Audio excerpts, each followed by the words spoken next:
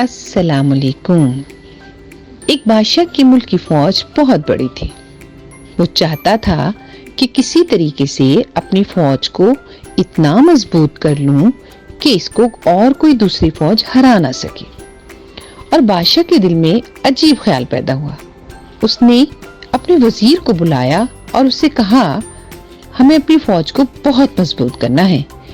اس کے لیے 1 ہفتے کے اندر اندر فوج کے لیے پتھر کی وردیاں تیار کروا دو، اور اگر تم نے یہ کام نہ کیا تو تمہیں تو قتل کر دیا جائے گا۔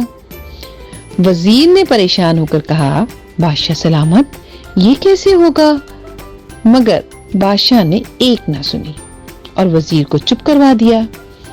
اور وزیر اس عجیب و غریب حکم سے اتنا پریشان ہوا کہ اسے اپنی موت سر پہ دکھائی دینے لگی۔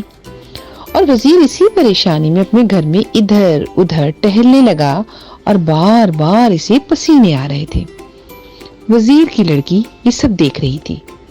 وزیر کی لڑکی بہت عقل مند بھی تھی۔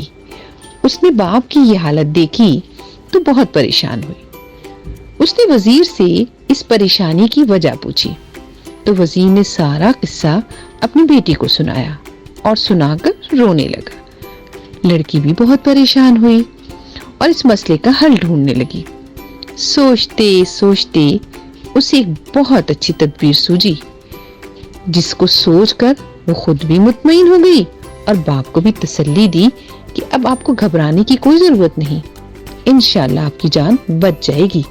اور وزیر بہت حیران ہوا اور صبح کا انتظار کرنے لگا۔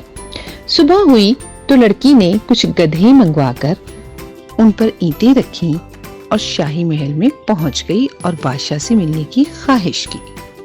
جب بادشاہ سے ملنے کی اسے اجازت مل گئی تو بادشاہ کے سامنے حاضر ہوئی اور بادشاہ سے عرض کی، بادشاہ سلامت، میں وزیر کی بیٹی ہوں اور میں نے آپ کے حکم کے مطابق پتھر کی وردیاں سینی ہیں۔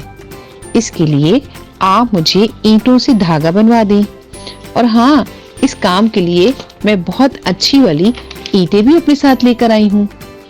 لڑکی کی بات سن کر بادشاہ ہنس پڑا اور کہنے لگا، بے وقوف لڑکی، اینٹوں کے دھاگے کیسے بن سکتے ہیں؟